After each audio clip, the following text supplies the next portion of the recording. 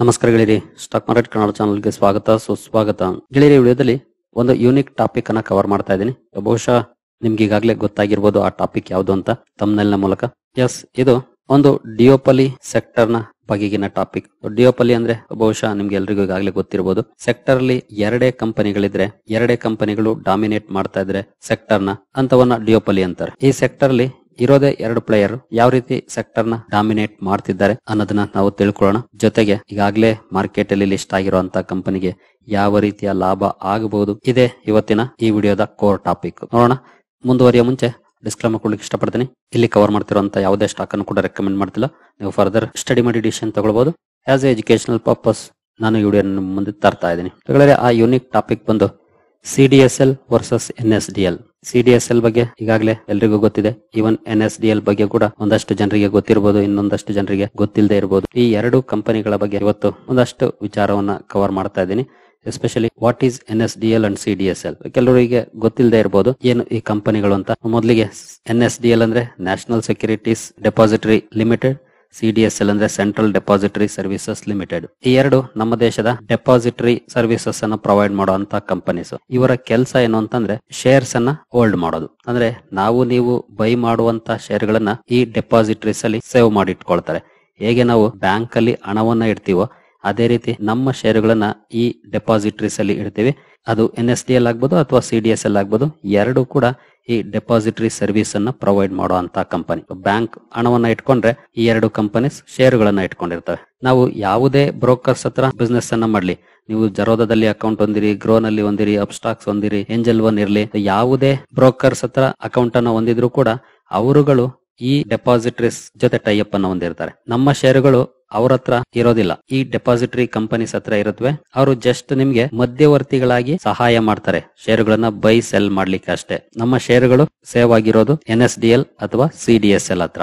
Okay, ಇವೆರಡು ಕೂಡ depository services ಅನ್ನ ಪ್ರೊವೈಡ್ ಮಾಡುವಂತ ಕಂಪನೀಸ್.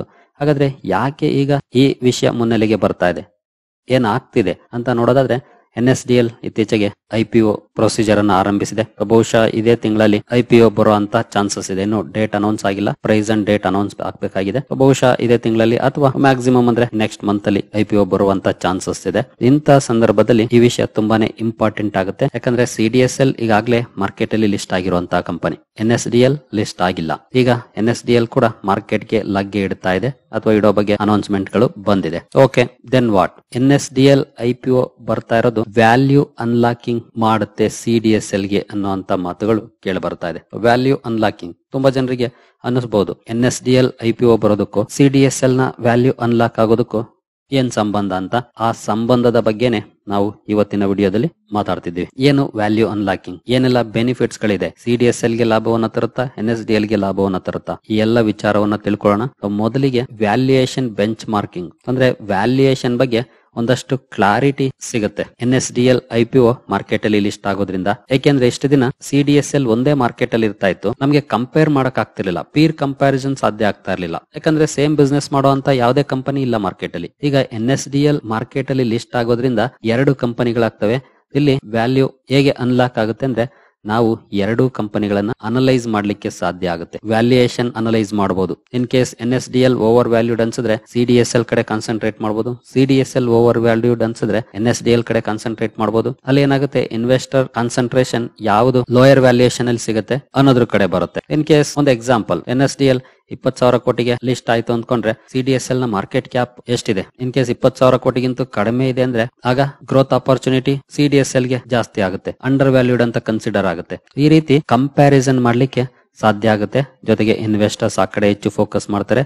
ಆಗ ಆ ಸ್ಟಾಕ್ ಅಲ್ಲಿ ಒಳ್ಳೆ ಪರ್ಫಾರ್ಮೆನ್ಸ್ ಕೂಡ ನೋಡ್ಲಿಕ್ಕೆ ಸಿಗಬಹುದು. ಈ ಹಿಂದೆ ಈಗಾಗಲೇ ನೋಡಿದೀವಿ, ಎಸ್ಪೆಷಲಿ NSDL IPO ಬರುತ್ತೆ ಅನ್ನುವಂತ ಸುದ್ದಿಯನ್ನ ಕೇಳಿನೇ CDSL ಶೇರ್ ಅಲ್ಲಿ ರ್ಯಾಲಿ ಬಂದಿರೋದನ್ನ. ಹಾಗೆ BSE ಹಾಗೆ NSE ನಲ್ಲೂ ಕೂಡ ಅಷ್ಟೇ, NSE ಬರುತ್ತೆ ಅನ್ನೋ ಸುದ್ದಿ ಕೇಳಿ BSE ನಲ್ಲಿ ರ್ಯಾಲಿ ಬಂದಿದ್ದನ್ನ ನೋಡಿದ್ವಿ. ಇದೇ ರೀತಿಯ ವ್ಯಾಲ್ಯೂ ಅನ್ಲಾಕಿಂಗ್ ನ ಕಾರಣಕ್ಕೆ ಆ ರೀತಿ ರ್ಯಾಲಿ ಬರುವಂತದ್ದು, ಎಸ್ಪೆಷಲಿ ಒಂದೇ ಕಂಪನಿ ಇದ್ದಂತ ಸಂದರ್ಭದಲ್ಲಿ. ಇನ್ನು market recognition, spotlight on sector. Market recognise ಮಾಡುತ್ತೆ ಈ ಸೆಕ್ಟರ್ ಕಡೆ. IPO ಬರ್ತಾ ಇದೆ ಅಂದ್ರೆ ಮೀಡಿಯಾದ ಫೋಕಸ್ ಡೆಪಾಸಿಟರಿ ಸೆಕ್ಟರ್ ಕಡೆ ಹೋಗುತ್ತೆ.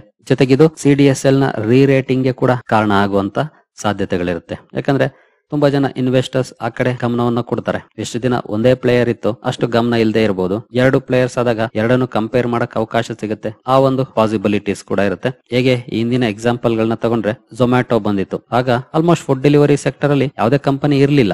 ಆ ಸೆಕ್ಟರ್ ಕಡೆ ಹೆಚ್ಚು ಗಮನವಾಯಿತು. ಆನಂತರ ಸ್ವಿಗ್ಗಿ ಬಂತು. ಆಗ ಕಂಪ್ಯಾರಿಸನ್ ಗೆ ಈಸಿ ಆಗುತ್ತೆ ಕಂಪನಿಗಳ ಬಗ್ಗೆ ತಿಳ್ಕೊಳ್ಳಕ್ಕೆ.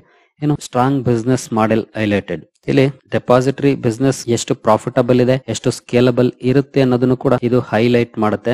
ಯಾಕೆಂದ್ರೆ ಈಗಾಗಲೇ ಗೊತ್ತಿದೆ CDSL ಹೈ ಮಾರ್ಜಿನ್ಸ್ ಅನ್ನ ಹೊಂದಿದೆ, ಜೀರೋ ಡೆಟ್ ಅನ್ನ ಹೊಂದಿದೆ, ರಿಕರಿಂಗ್ ಇನ್ಕಮ್ ಇದೆ, ಫ್ರಮ್ ಡಿಮ್ಯಾಟ್ ಅಕೌಂಟ್ಸ್ ಇಂದ ಟ್ರಾನ್ಸಾಕ್ಷನ್ ಚಾರ್ಜಸ್ ಇರುತ್ತೆ. ಇದು ಸ್ಟ್ರಾಂಗ್ ಬಿಸ್ನೆಸ್ ಮಾಡೆಲ್ ಅನ್ನ ಹೈಲೈಟ್ ಮಾಡುತ್ತೆ ಮಾರ್ಕೆಟ್ ಗೆ NSDL ಲಗ್ಗೆ ಇಡೋದು. ಇನ್ನು ಇನ್ವೆಸ್ಟರ್ಸ್ ಗೆ ಯಾವ ರೀತಿ ಅಡ್ವಾಂಟೇಜಸ್ ಆಗುತ್ತೆ ಈಗಾಗಲೇ ನೋಡಿದ್ವಿ. ವ್ಯಾಲ್ಯೂಯೇಷನ್ ಕ್ಲಾರಿಟಿ ಸಿಗುತ್ತೆ. CDSL ವ್ಯಾಲ್ಯೂಡ, NSDL ವ್ಯಾಲ್ಯೂಡ, ಯಾವ್ದು ಓವರ್ ವ್ಯಾಲ್ಯೂಡ್, ಯಾವ್ದು ಅಂಡರ್ ವ್ಯಾಲ್ಯೂಡ್, ಅಂದ್ರೆ ಚೀಪರ್ ಯಾವ್ದು ಸಿಗ್ತಾ ಇದೆ, ಮೋರ್ ವ್ಯಾಲ್ಯೂಬಲ್ ಯಾವ್ದಿದೆ, ಇದ್ರ ಬಗ್ಗೆ ಕ್ಲಾರಿಟಿ ಸಿಗುತ್ತೆ. ಒಂದು ಟ್ರಾನ್ಸ್ಪರೆನ್ಸಿ ಇರುತ್ತೆ. ಅಂದ್ರೆ NSDL ಹಾಗೂ CDSL ಎರಡು ಕಂಪನಿಗಳಿದ್ದಾಗ ಅವುಗಳ ಫೈನಾನ್ಷಿಯಲ್ಸ್ ಅನ್ನ ನಾವು ಈಸಿಯಾಗಿ ಕಂಪೇರ್ ಮಾಡ್ಲಿಕ್ಕೆ ಸಾಧ್ಯ ಆಗುತ್ತೆ. ಪಬ್ಲಿಕ್ಲಿ ಅವೈಲೇಬಲ್ ಇರೋದ್ರಿಂದ ಎಂಟೈರ್ ಡೆಪಾಸಿಟರಿ ಇಂಡಸ್ಟ್ರಿಯನ್ನ ಅಸೆಸ್ ಮಾಡ್ಲಿಕ್ಕೆ ಸುಲಭ ಆಗುತ್ತೆ. ಹಾಗಾಗಿ ಟ್ರಾನ್ಸ್ಪರೆನ್ಸಿ ಇನ್ಕ್ರೀಸ್ ಆಗುತ್ತೆ. ಏನು ಇನ್ವೆಸ್ಟ್ಮೆಂಟ್ ಅಪಾರ್ಚುನಿಟಿ ನಾವು ಹೋಗ್ಲೇ ನೋಡಿದ್ವಲ್ಲ, ಚೀಪರ್ ಆಲ್ಟರ್ನೇಟಿವ್ ಸಿಕ್ಕರೆ ಒಬ್ವಿಯಸ್ಲಿ ಆ ಕಡೆ ಗಮನ ಹೋಗುತ್ತೆ. ವ್ಯಾಲ್ಯೂಯೇಷನ್ ವೈಸ್ ಯಾವ್ದು ಚೀಪ್ ಇದೆ, ಯಾವ್ದಕ್ಕೆ ಗ್ರೋತ್ ಗೆ ಅವಕಾಶ ಇದೆ ಅದ್ರ ಮೇಲೆ. ಇನ್ನು ಸೆಕ್ಟರ್ ಬಗ್ಗೆ ಸಾಕಷ್ಟು ಅಂಡರ್ಸ್ಟ್ಯಾಂಡಿಂಗ್ ಬರುತ್ತೆ. ಇನ್ನು ಈ ಎಲ್ಲ ವಿಷಯವನ್ನ ಸಮ್ಮರೈಸ್ ಮಾಡೋದಾದ್ರೆ ಕೆಲವು ವರ್ಡ್ಸ್ ಅಲ್ಲಿ ಮೋರ್ ಅವೇರ್ನೆಸ್ ಕ್ರಿಯೇಟ್ ಆಗ್ಬೋದು. ಹಾಗೆ ಸೆಕ್ಟರ್ ವ್ಯಾಲ್ಯೂಯೇಷನ್ ಕ್ಲಾರಿಟಿ ಸಿಗುತ್ತೆ. CDSL ಓನ್ಲಿ ಲಿಸ್ಟೆಡ್ ಕಂಪನಿ ಈಗ ಡೆಪಾಸಿಟರಿ ಸೆಗ್ಮೆಂಟ್ ಅಲ್ಲಿ. ಈ ಸೆಕ್ಟರ್ ಅಲ್ಲಿ ಬರುವಂತ ಪಾಸಿಟಿವ್ ಸೆಂಟಿಮೆಂಟ್ ಏನಿದೆ ಅದರ ಲಾಭವನ್ನ CDSL ಪಡ್ಕೊಳ್ಬಹುದು. ಈಗಾಗಲೇ ಅದನ್ನ ನಾವು ಈ ಹಿಂದೆ ನೋಡಿದೀವಿ. ಹಾಗೆ CDSL ಅಲ್ಲಿ ಈಗಾಗಲೇ ಇನ್ವೆಸ್ಟ್ ಮಾಡಿರುವಂತವ್ರಿಗೆ ಅದರ ಲಾಭ ಕೂಡ ಸಿಗುತ್ತೆ. ಇದಿಷ್ಟು ಎರಡು ಕಂಪನಿಗಳಿಗೆ ಸಂಬಂಧಪಟ್ಟಂತೆ ಹಾಗೂ ಸೆಕ್ಟರ್ ಗೆ ಸಂಬಂಧಪಟ್ಟಂತೆ ಒಂದಷ್ಟು ಮಾಹಿತಿ ಆಯ್ತು. ಇನ್ನು ಮಾರ್ಕೆಟ್ ಶೇರ್ ವಿಚಾರಕ್ಕೆ ಬರೋಣ. ಯಾವ ಕಂಪನಿಯ ಮಾರ್ಕೆಟ್ ಶೇರ್ ಹೆಚ್ಚಿದೆ, ಯಾವ ಕಂಪನಿಯಲ್ಲಿ ವಾಲ್ಯೂಮ್ಸ್ ಜಾಸ್ತಿ ಇದೆ, ಈ ವಿಚಾರಕ್ಕೆ ಬಂದ್ರೆ CDSL ಇಲ್ಲಿ ಮೆನ್ಷನ್ ಆಗಿದೆ, NSDL ಇಲ್ಲಿ ಮೆನ್ಷನ್ ಆಗಿದೆ. ಟೋಟಲ್ ಡಿಮ್ಯಾಟ್ ಅಕೌಂಟ್ಸ್ ಅನ್ನು ನೋಡಿದರೆ CDSL ಅಲ್ಲಿ 13.5 ಕೋಟಿಗಿಂತ ಜಾಸ್ತಿ ಅಕೌಂಟ್ಸ್ ಇದೆ. ಡಾಮಿನೆಂಟ್ ಪೊಸಿಷನ್ ಅನ್ನು ಹೊಂದಿದೆ CDSL ಡಿಮ್ಯಾಟ್ ಅಕೌಂಟ್ ನಂಬರ್ಸ್ ಅಲ್ಲಿ. ಇನ್ನು NSDL ಗೆ ಬಂದ್ರೆ 3.5 ಕೋಟಿ ಅಕೌಂಟ್ಸ್ ಇದಾವೆ ಆಸ್ ಆಫ್ ನೌ. ಇನ್ನು ಮಾರ್ಕೆಟ್ ಶೇರ್ ವಿಚಾರಕ್ಕೆ ಬಂದ್ರೆ ಡಿಮ್ಯಾಟ್ ಅಕೌಂಟ್ಸ್ ಅಲ್ಲಿ 78ರಿಂದ 80% ಮಾರ್ಕೆಟ್ ಶೇರ್ ಅನ್ನ CDSL ಹೊಂದಿದೆ. 20ರಿಂದ 22% ಮಾರ್ಕೆಟ್ ಶೇರ್ ಅನ್ನ NSDL ಹೊಂದಿದೆ. ಡಾಮಿನೆಂಟ್ ಪೊಸಿಷನ್ ಇಲ್ಲೂ ಕೂಡ CDSL ದೇ ಇದೆ. ಇನ್ನು listed companies, number of listed companies ಗೆ ಬಂದ್ರೆ CDSL ಅಲ್ಲಿ 7,500 ಕಂಪನೀಸ್ ಇದ್ರೆ NSDL ಅಲ್ಲಿ 2,000 ಕಂಪನೀಸ್ ಇದಾವೆ. ಇನ್ನು ಟ್ರಾನ್ಸಾಕ್ಷನ್ ವಾಲ್ಯೂಮ್ ಗೆ ಬಂದ್ರೆ CDSL ಅಲ್ಲಿ ದೊಡ್ಡ ಮಟ್ಟದ ವಾಲ್ಯೂಮ್ಸ್ ಇದೆ. ಯಾಕಂದ್ರೆ ಸ್ಮಾಲ್ ಇನ್ವೆಸ್ಟರ್ ಫೋಕಸ್ಡ್ ಆಗಿರೋದ್ರಿಂದ ಇಲ್ಲಿ ಹೈಯರ್ ನಂಬರ್ ಆಫ್ ಟ್ರಾನ್ಸಾಕ್ಷನ್ಸ್ ಆಗುತ್ತೆ. ಇನ್ನು NSDL ಕಡೆ ಬಂದ್ರೆ ಇವ್ರದ್ದು ಇನ್ಸ್ಟಿಟ್ಯೂಷನಲ್ ಫೋಕಸ್ಡ್ ಆಗಿರೋದ್ರಿಂದ ಲೋಯರ್ ಟ್ರಾನ್ಸಾಕ್ಷನ್ ವಾಲ್ಯೂಮ್ಸ್ ನೋಡ್ಲಿಕ್ಕೆ ಸಿಗುತ್ತೆ. ಇನ್ನು total value of securities held, ಎಷ್ಟು ಸೆಕ್ಯೂರಿಟೀಸ್ ಇದೆ ಕಂಪನಿ ಹತ್ರ ಅದರ ವ್ಯಾಲ್ಯೂ ನೋಡೋದಾದ್ರೆ 45ರಿಂದ 50 ಲಕ್ಷ ಕೋಟಿ ಇದೆ CDSL ಹತ್ರ. ಅದೇ NSDL ಕಡೆ ಬಂದ್ರೆ 375ರಿಂದ 400 ಲಕ್ಷ ಕೋಟಿ ಇದೆ. ಇಲ್ಲಿ 13.5 ಕೋಟಿ ಅಕೌಂಟ್ಸ್ ಇದೆ. 78ರಿಂದ 88% ಮಾರ್ಕೆಟ್ ಶೇರ್ ಅನ್ನು ಹೊಂದಿದೆ. ಸ್ಟಿಲ್ 45ರಿಂದ 50 ಲಕ್ಷ ಕೋಟಿ ವ್ಯಾಲ್ಯೂ ಇದೆ ಸೆಕ್ಯೂರಿಟೀಸ್ ಹೋಲ್ಡ್ ಮಾಡಿರುವಂತದ್ದು. ಬಟ್ ಇಲ್ಲಿ ನೋಡಬಹುದು ಕಡಿಮೆ ಮಾರ್ಕೆಟ್ ಶೇರ್, ಕಡಿಮೆ ಡಿಮ್ಯಾಟ್ ಅಕೌಂಟ್ಸ್ ಇದ್ರೂ ಕೂಡ 375ರಿಂದ 400 ಲಕ್ಷ ಕೋಟಿ ಇದೆ. ಯಾಕೆ ಇಷ್ಟು ಡಿಫರೆನ್ಸ್ ಅದನ್ನು ನಾವು ನೋಡೋದಾದ್ರೆ CDSL ರಿಟೇಲ್ ಇನ್ವೆಸ್ಟರ್ ಫೋಕಸ್ಡ್ ಆಗಿದೆ. ಅದೇ NSDL ವಿಚಾರಕ್ಕೆ ಬಂದ್ರೆ institutions, FIS and banks focused ಇದೆ. ಇನ್ಸ್ಟಿಟ್ಯೂಷನ್ಸ್ ಇಲ್ಲಿ ಹೆಚ್ಚು ಇರೋದ್ರಿಂದ ದೊಡ್ಡ ಮಟ್ಟದ ಸೆಕ್ಯೂರಿಟೀಸ್ ವ್ಯಾಲ್ಯೂ ನೋಡ್ಲಿಕ್ಕೆ ಸಿಗುತ್ತೆ. ಯಾಕಂದ್ರೆ FIS ಆಗ್ಬೋದು, ಬ್ಯಾಂಕ್ಸ್ ಆಗ್ಬೋದು, ದೊಡ್ಡ ಮಟ್ಟದಲ್ಲಿ ಇನ್ವೆಸ್ಟ್ ಮಾಡ್ತಾರೆ, ಸಾವಿರಾರು ಕೋಟಿಯನ್ನ ಇನ್ವೆಸ್ಟ್ ಮಾಡ್ತಾರೆ. ಹಾಗಾಗಿ ಈ ರೀತಿಯ ಡಿಫರೆನ್ಸ್ ಕಾಣ್ತಾ ಇದೆ. ಇನ್ನು ಎರಡು ಕಂಪನಿಗಳಿಗೆ ಸಂಬಂಧಪಟ್ಟಂತ ಇನ್ಸೈಟ್ಸ್ ಅನ್ನು ನೋಡಿದರೆ CDSL larger number of demat accounts ಅನ್ನು ಹೊಂದಿದೆ. 13.5 ಕೋಟಿ ನೋಡಿದ್ವಲ್ಲ ನಾವು. ರಿಟೇಲ್ ಪಾರ್ಟಿಸಿಪೇಷನ್ ಜಾಸ್ತಿ ಆಗ್ತಿರೋದು ಆ ನಂಬರ್ಸ್ ಅನ್ನ ಇನ್ನೂ ಜಾಸ್ತಿ ಮಾಡ್ತಾ ಇದೆ ದಿನದಿಂದ ದಿನಕ್ಕೆ. ಇನ್ನು ಹೆವಿ ವಾಲ್ಯೂಮ್ಸ್ ಅನ್ನು ಕೂಡ ಹ್ಯಾಂಡಲ್ ಮಾಡ್ತಾ ಇದೆ ಆಸ್ ಆಫ್ ನೌ. ಟ್ರಾನ್ಸಾಕ್ಷನ್ಸ್ ಕೂಡ ದೊಡ್ಡ ಮಟ್ಟದಲ್ಲಿ ಇರುತ್ತೆ. ಅದು ಕೂಡ ರಿಟೇಲ್ ಅಂಡ್ ಸ್ಮಾಲ್ ಇನ್ವೆಸ್ಟರ್ಸ್ ಕಡೆ ಕಾರಣಕ್ಕೆ ಆಗ್ತಾ ಇರುವಂತದ್ದು. ಹಾಗಾಗಿನೇ 2022ರಲ್ಲಿ ಲಾರ್ಜೆಸ್ಟ್ ಡೆಪಾಸಿಟರಿ ಅಂತ ಹೆಸರನ್ನ ಪಡ್ಕೊಳ್ತು CDSL. ಇನ್ನು NSDL ವಿಚಾರಕ್ಕೆ ಬಂದ್ರೆ total value of securities held ವಿಚಾರದಲ್ಲಿ ಡಾಮಿನೇಷನ್ ಇದೆ. ಯಾಕಂದ್ರೆ 45ರಿಂದ 50 ಲಕ್ಷ CDSL ಇದ್ರೆ 50 ಲಕ್ಷ ಕೋಟಿ, ಇಲ್ಲಿ 375ರಿಂದ 400 ಲಕ್ಷ ಕೋಟಿ ಇದೆ. ಹಾಗಾಗಿ ಡಾಮಿನೆಂಟ್ ಪೊಸಿಷನ್ ಅನ್ನ ಹೊಂದಿದೆ. ಹಾಗೆ ಡಿಮ್ಯಾಟ್ ಅಕೌಂಟ್ ವಿಚಾರದಲ್ಲಿ ಬಂದ್ರೆ ಫೀವರ್ ಡಿಮ್ಯಾಟ್ ಅಕೌಂಟ್ಸ್ ಇದೆ ಅಂದ್ರೆ just 3.5 crore as of now. But ಆ ಅಕೌಂಟ್ಸ್ ಏನಿದೆ ದೊಡ್ಡ ಮಟ್ಟದ ವ್ಯಾಲ್ಯೂ ನ ಹೋಲ್ಡ್ ಮಾಡ್ತಿದ್ದಾವೆ. NSDL 1996ರಲ್ಲಿ ಶುರುವಾಗಿರುವಂತದ್ದು, CDSL 99ರಲ್ಲಿ ಶುರುವಾಗಿರುವಂತ ಡೆಪಾಸಿಟರಿ. ಇಲ್ಲಿ ಮೇಲ್ನೋಟಕ್ಕೆ ನೋಡಿದಾಗ CDSL ಮುಂದೆ ಇದೆ, ಯಾಕಂದ್ರೆ ವಾಲ್ಯೂಮ್ಸ್ ಜಾಸ್ತಿ ಆದಷ್ಟು, ಟ್ರಾನ್ಸಾಕ್ಷನ್ಸ್ ವ್ಯಾಲ್ಯೂ ಜಾಸ್ತಿ ಆದಷ್ಟು ಕಂಪನಿಗೆ ಲಾಭ ಜಾಸ್ತಿ. ಯಾಕೆಂತಂದ್ರೆ ಜಸ್ಟ್ ಹೋಲ್ಡ್ ಮಾಡೋದ್ರಿಂದ ಲಾಭ ಕಡಿಮೆ ಕಂಪನಿಗಳಿಗೆ, ಮಾರೋದು ತಗೊಳ್ಳೋದು ಮಾಡ್ತಿದ್ದಾಗ್ಲೇ ಟ್ರಾನ್ಸಾಕ್ಷನ್ಸ್ ಫೀಸ್ ಜಾಸ್ತಿ ಜನರೇಟ್ ಆಗೋದು ಕಂಪನೀಸ್ಗೆ. ಆ ವಿಚಾರದಲ್ಲಿ ನೋಡೋದಾದ್ರೆ CDSL ಡಾಮಿನೇಷನ್ ಪೊಸಿಷನ್ ಅನ್ನು ಹೊಂದಿರುತ್ತೆ. ಆದ್ರೆ ಇದು ಇಲ್ಲಿಯವರೆಗಿನ ಡೆವಲಪ್ಮೆಂಟ್ಸ್, ಮುಂದೆ ಅದೇ ರೀತಿ ಇರೋದಿಲ್ಲ. ಮುಂದೆ NSDL ಕೂಡ ರಿಟೇಲ್ ಕಡೆ ಕಾನ್ಸಂಟ್ರೇಟ್ ಮಾಡಬಹುದು ಅಂತ ಅವಕಾಶ ಇದ್ದೇ ಇರುತ್ತೆ. ಯಾಕಂದ್ರೆ ಲಿಸ್ಟೆಡ್ ಪ್ಲೇಯರ್ ಆಯ್ತು ಅಂದ್ರೆ ಅಬ್ವಿಯಸ್ಲಿ ಬಿಸ್ನೆಸ್ ಅನ್ನ ಗ್ರೋ ಮಾಡೋ ಕಡೆ ನೋಡ್ತಾರೆ.